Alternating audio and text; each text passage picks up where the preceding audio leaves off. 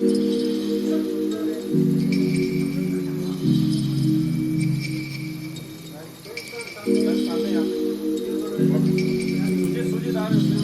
आपका वो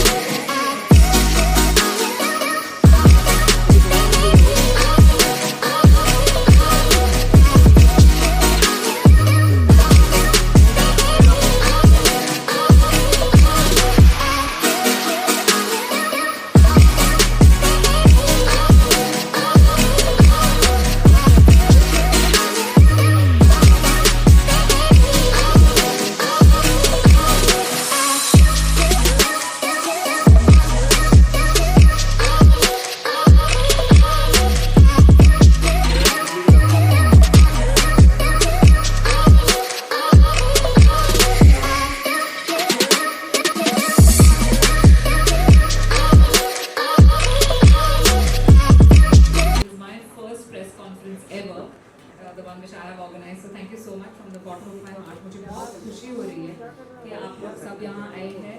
मेरे जो participants हैं, winners हैं, एक अनु है जो ऑलरेडी इंटरनेशनल पैटर्न जा चुकी है, वो भी हमारे साथ है. सो आज हम मार्वलस मिसेस इंडिया सीजन 2 का लॉन्च करने जा रहे हैं. Registrations are open. So I am hoping that I have all your support and I hope that Marvelous Mrs. India season 2 is a big hit. Thank you so much. Thank you, Dr. Aditi. Aspiring women who want to participate in beauty pageants, what should they look out for? So I believe, and I would like to say this, that just believe yourself. Do not doubt even for a single moment, because I believe that you always underestimate yourself, and Dr. Aditi and her team, they have always inspired me. They have always taken their time out, all the mentors and everything. So I think MMI has that whole army who can help you to achieve your dreams. So I believe, I would like to tell every aspirant out there to look out for the right opportunity, and which I can assure you is with MMI. Thank you. एक doctor winner बनी है, कितना proud feel हो रहा है और क्या कहना चाहेंगे सबसे पहले, अगर शेयर करें आप उसका. फर्स्टली मैं इनको कॉन्ग्रेचुलेशंस वापस एक बार कहना चाहूँगी.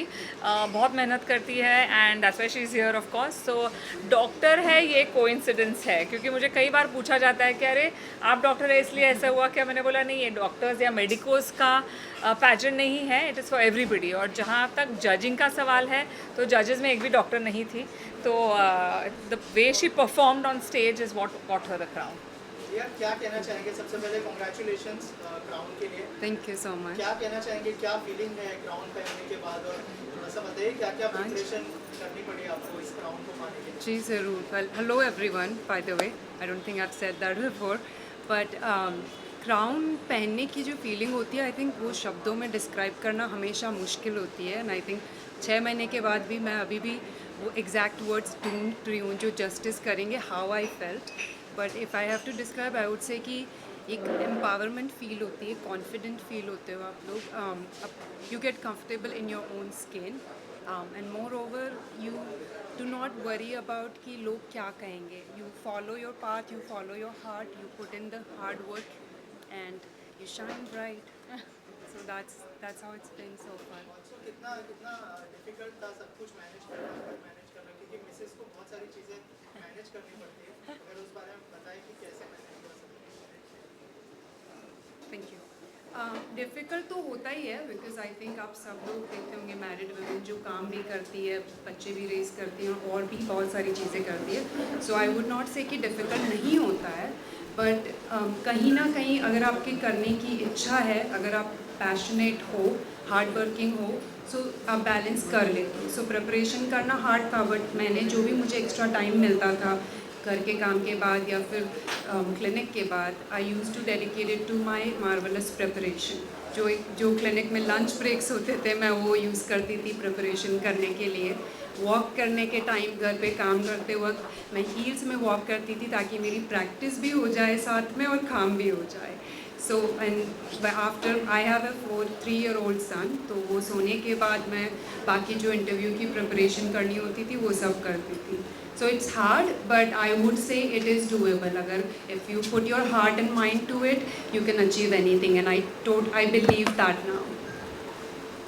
ऑल्सो अदिति मैम खुद विनर रह चुकी है, कितना इंस्पायर होती है उनसे और क्या क्या टिप्स मिली थी उनसे स्पेशली? सारी टिप्स मिली थी आई गेस, क्योंकि ये मेरा पहला ही पैजेंट था। मैंने कभी सोचा नहीं था कि मैं पैजेंट्री करूँगी, बट मुझे पता था कि मुझे डॉक्टर से ज़्यादा और भी चीज़ें करनी है और मैं कर सकती हूँ। So I think it was the right timing for me कि डॉक्टर अदिति ने उस टाइम पे वो प्लेटफॉर्म लॉन्च किया जिस टाइम पे मेरी मेडिकल एजुकेशन ख़त्म हो गई थी, and I was looking to do something more than medicine. तो उनसे प्रेरणा वो सिर्फ पार्टिसिपेशन की ही नहीं मिली, बट आगे कैसे बैलेंस करने हैं अपने मल्टीपल करियर को and still staying true to yourself, still being authentic. I think that's the biggest lesson I have learn from her. Aditi ji, you are the founder, आप ही ने पूरा शुरू किया ये पूरा, डिफिकल्टीज आई होंगी आई एम श्योर, बट एक तरीके से सपोर्ट देना जो कंटेस्टेंट और फेयर रहना, how difficult was that part?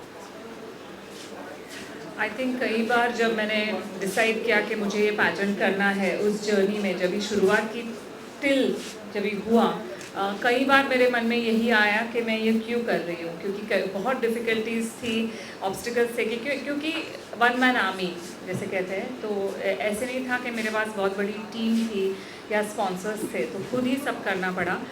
But it was a learning lesson, and I always believe कि जो आपको आपके पड़ाव आते हैं, जो ऑब्स्टिकल्स आते हैं, उसी से आप सीख सकते हो। So here I am all set to launch marvellous Mrs India season 2, and I do hope that I have support, like I said earlier, के सब सपोर्ट करें, and yeah that's how it works. So see all of the ladies coming from different backgrounds. So how was the empowerment for them? And what is your definition for women empowerment? आपने किस तरह से empower किया?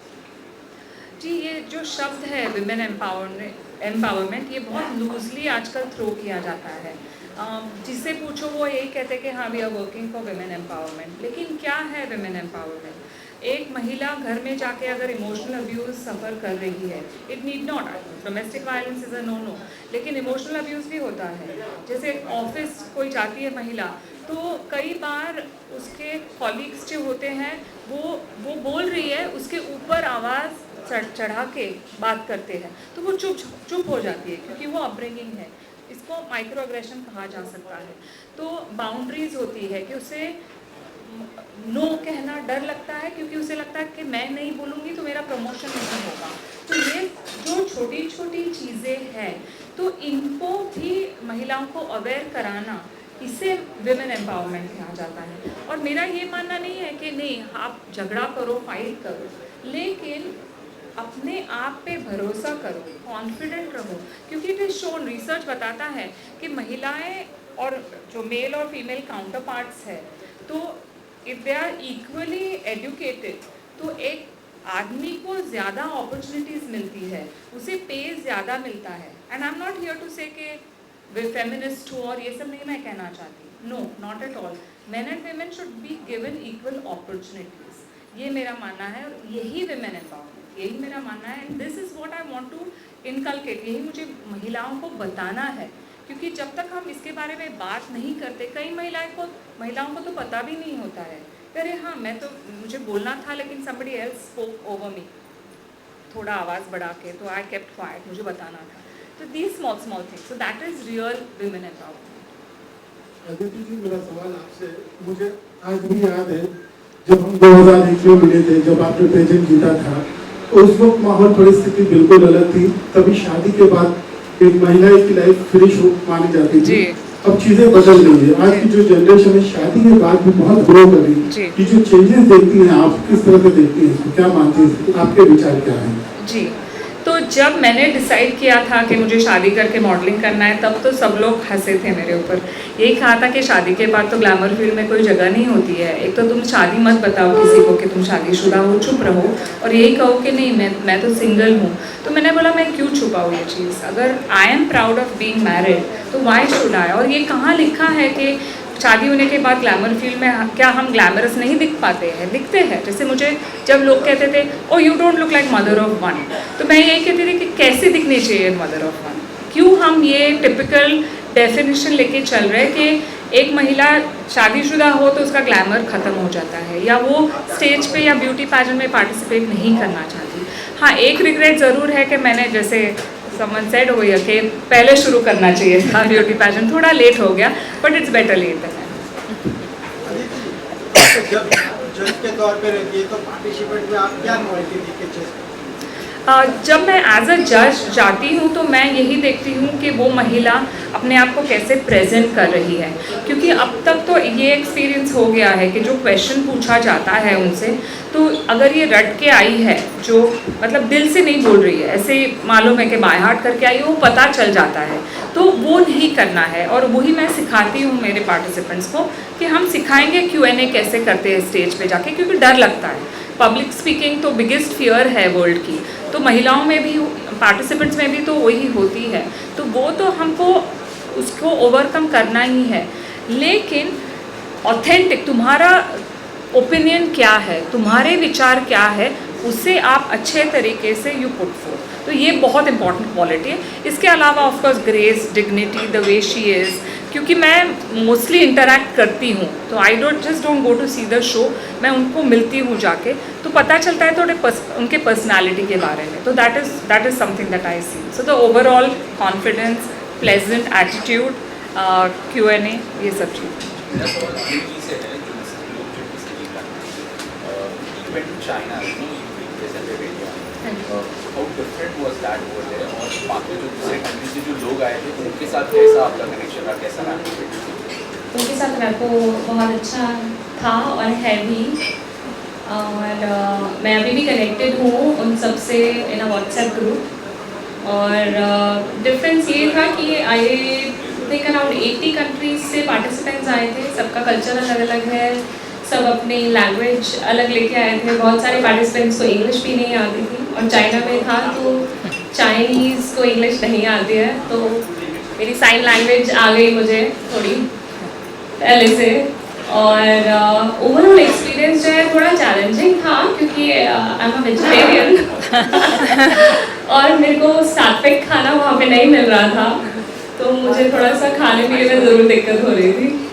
But उसके अलावा experience बहुत amazing था. Difference मैं यही बोलूँगी क्योंकि it's on a global scale, तो थोड़ा वास्ट था experience. Everything was magnified like it marvellous.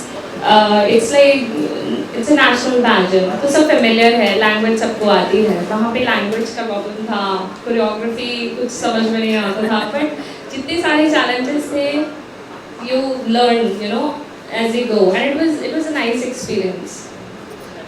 Ma'am, आपसे जानना चाहूँगा कि आपका एक्सपीरियंस कैसा रहा एज ए रनर अप, और क्या क्या डिफिकल्टीज आई, और थोड़ा सा बताइए कि मैम के साथ क्या क्या सीखा आपने.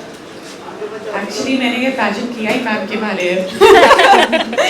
सो डॉक्टर आदिति गोविंदकर यहाँ से जब इनवाइट आया for participation, I actually had a video call with her and I was like this is it. You know, there are a lot of pageants happening. It has to be a pageant which is authentic, which is real, and which is actually a true meaning of beauty inside out. That's exactly what Dr. Aditi is portraying in all our pageants. So, as a first runner-up, actually the moment the crowning was done by Dr. Aditi Govitrikar, it was like once in a lifetime experience. It's like a dream come true. So this is the most memorable part of my whole life. The difficult difficulties as such kuch nahi tha, because Dr. Aditi and the entire MMI team made it so easy for us. I would like to thank the entire MMI team along with Dr. Aditi, because they have been there with us, like Honey and all the social media team, everybody, like they were there with us throughout, supporting us at every stage. So it was very easy. The contestants, like we were competing with ourselves, not with the contestants. You know, so they were all like family to us. So I think it was a very memorable experience. Every participant, every contestant should experience once in a lifetime a dream come true. Thank you. Hello. Hi. This is Rashmi, Dr. Aditi. I wanted to know that back then when you won Mrs. World and now that you've come up with MMI, I'm sure there's a huge difference in the kind of conduct throughout the years, in the past 23 years now. So especially owing to the booming social media sector, back then I'm sure there was not a lot of pressure because all the participants were under a certain scrutiny. But now, because of the social media pressure, certain way you conduct yourself, the makeup, the grace you carry, how difficult or easy is it for you as a founder to groom your new babies? Well, that's an interesting question. I wish there was social media at that time. I think I would have been a lot more popular. But yeah, I mean, see, social media is a double-edged sword, right? It's the way you use it. It can be negative and it can be positive. So we use social media to spread this message of, you know, that of beauty inside out, really. And don't go with what is seen purely on social media. We have our social media queen here who loves social media, and we are like trying to control her, okay, don't post your sneeze and don't post your visit to the doctor, etc. But yeah, I mean, we use it to spread awareness, and I really wish it was there when I participated in Mrs. World. बच्चों में से कोई भी उत्तर दे सकता है, शादी के बाद घर से ससुराल से कितना सपोर्ट मिलता है? इनको पूछिए आप ये बताएंगी. Well, मेरा पहला क्वेश्चन अदिति को यही था, I am just a home maker. Doctor Aditi ने वो जस्ट वर्ड ही रिजेक्ट कर दिया, and she said you are a strong home maker. Home maker जो कर सकते हैं वो शायद ही कोई और कर सकता है. 24/7 we are busy, and with that busy schedule I wanted to remove a time for my practice, for my session, for my workout, and beautifully I have handled it. Definitely my family is the biggest strength, my kids, my husband, they are the biggest supporter for me. But definitely team MMI, इन्होंने मुझे जो support दिया, वो मैं कभी नहीं भूल सकती. Thank you, Dr. Aditi. Thank you. Thank you. Yeah, Aditi, सबसे पहले तो बहुत congratulations. I would like to compliment आप कितने साल पहले जैसे दिखते थे, I wish. Thank you. So we need to ask you that some changes recently what has come in the pageant actually. It was like पहले ऐसा था कि you need to have a certain height and certain you know, लेकिन अभी दो और things have gone. Like it was like अभी हम पहले it was like a body shaming you could say. Yes. तो अभी the changes, how do you see how good is it like and how are you going to take it forward also? जी, मेरा यही मानना है कि जैसे मैंने कहा कि ब्यूटी इनसाइड आउट ये बहुत ज़रूरी चीज़ है, और मैं रिपीट करते रहूँगी इस बात को, क्योंकि एक महिला अगर 5 फीट है या 4 फीट 8 इंचेस है तो क्या वो ब्यूटी पैजेंट में पार्टिसिपेट नहीं कर सकती? उसकी क्या गलती है? अगर वो ब्यूटीफुल है तो शी इज़ ब्यूटीफुल. और 70 ईयर ओल्ड, और मेरा यही, मुझे बहुत महिलाएं पूछती है कि मैम आपका अपर लिमिट क्या है? आई सेड क्यों अपर लिमिट रखना चाहिए ब्यूटी को? Why can't uh 80 year old participate in a beauty pageant? And the thing is कि हम ये नहीं कहते कि 80 ईयर ओल्ड विल उनका कंपटीशन एक 22 साल की या 23 साल की महिला के साथ होगा. जैसे इन्होंने कहा कि वो अपने आप से कंपटीशन होगा, और वही हम देखते हैं कि कितना transformation, because I stand very strongly for transformation. तो जब आप एनरोल करती हैं और आपकी जो जर्नी हमारे साथ शुरू होती है, एंड तक आप कैसे बदलाव आपने लाया है अपने आप में. ज़रूर मैं, हानि हमारी जो टीम मेंबर है, स्ट्रॉन्ग टीम मेंबर है, there are other people also, तो ये गाइड तो हम करते रहते हैं, लेकिन जब तक आप खाना नहीं खाओगे तो खाने का क्या यूज़ है? तो ये जो ट्रांसफॉर्मेशन है इसे हम ब्यूटी कहते हैं, कि अपने आप को every day you have to improve on yourself. तो ये बहुत ज़रूरी चीज़ है. Generally, you were Mrs. World, and हमने अक्सर देखा था कि शादी के बाद एक बहुत सारे कमिटमेंट हो जाते हैं, फैमिली, बच्चे एंड ऑल दोस, तो बहुत बार हमारी जो ड्रीम रहते हैं या उम्मीदें होती है वो इनफैक्ट एक फैमिली में वक्त निकल जाता है. तो that is mostly a reason for many of them, and you are giving them a platform and an encouragement for the thing. And second is like Miss India, Miss Marvel भी होगा actually. अभी आप सिर्फ only Misses को कैसे कर रहे हैं? मैं अभी फोकस मिसेस पे ही रखूँगी क्योंकि मिस के लिए तो ठीक है, I mean there are other pageants, of course Mrs के लिए भी है, लेकिन I feel very strongly for Mrs category, क्योंकि जैसे आपने कहा कि फैमिली लाइफ में बच्चों की देखभाल करने में बहुत टाइम निकल जाता है, एक महिला अपने आप को भूल जाती है. और जब मैं बड़ी हो रही थी मैंने यही देखा था कि अगर घर में कुछ अच्छी चीज़ आती है, मिठाई आती है, तो माँ हम लोग को देती थी, खुद नहीं खाती थी. तो मिठाई नहीं खाती थी वो अच्छी बात है, she is touch wood very healthy, but what I am saying is कि अपने आप को सेल्फ केयर जो होती है वो भूल जाते हैं, अपनी आइडेंटिटी भूल जाते हैं. किसी की वाइफ, किसी की माँ, हु आर यू, और ये जब एहसास होता है देन इट्स टू लेट. तो बहुत वो डिप्रेशन होता है, एंग्जाइटी होती है. तो इन सब से कि आई चैलेंज के think about who you are. रोज़ अगर 10 मिनट भी आप सोचो कि थिंक अबाउट योर सेल्फ, आपकी आइडेंटिटी क्या है, आपको क्या अच्छा लगता है, क्या आप वही चीज़ें कर रहे हो जो आपके पति बोल रहे हैं या बच्चे बोल रहे हैं, आपकी वॉइस आप खो चुके हो. Again I am not saying कि जाके झगड़ा करो, but when you do that you will earn respect, your children will respect you, your partner. You mean to say self care, yes. Inshallah, of course we will. I plan to. I want to make it into a global entity for sure. But अभी तो शुरुआत है, अभी baby steps ले रहे हैं. Thank you so much. Thank you very much. Thank you.